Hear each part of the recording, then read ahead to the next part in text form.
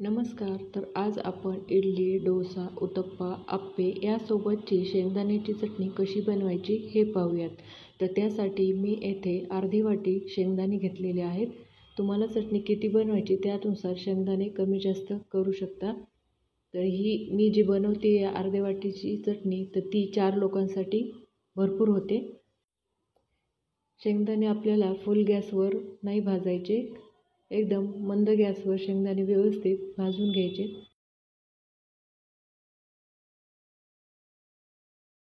आपले हे शेंगदाणे भाजलेले आहेत.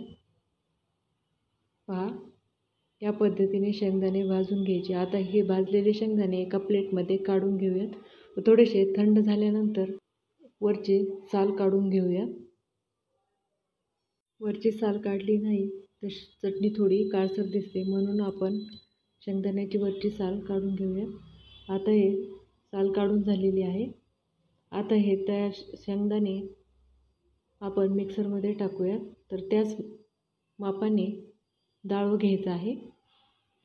अर्धा इंच अद्रक, 1 लसणाची पाकळी, 1 हिरवी मिरची कमी जास्त करू शकता, अर्धा चमचा जिरे व चवीनुसार मीठ व अर्धा ग्लास पाणी टाकून ही चटणी मिक्सरमध्ये बारीक करून घ्यायची आहे. पाण्याचं प्रमाण कमी जास्त करून व्यवस्थित बारीक करून घ्या. पहा, दाखवल्याप्रमाणे चटणीची कन्सिस्टन्सी हवी, जास्त पाणीही टाकू नका.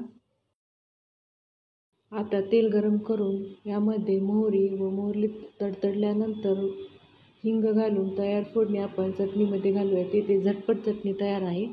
हमेशाच घरामध्ये ओलं खोबरं अवेलेबल नसतं, तर ही शेंगदाण्याची चटणी झटपट बनते व खायलाही नवीन व टेस्टी लागते. तर ही रेसिपी नक्की ट्राय करा व तुम्हाला ही चटणी कशी वाटली मला कमेंट करून नक्की सांगा. परत भेटूया अशाच नवनवीन व्हिडिओमध्ये. तोपर्यंत धन्यवाद.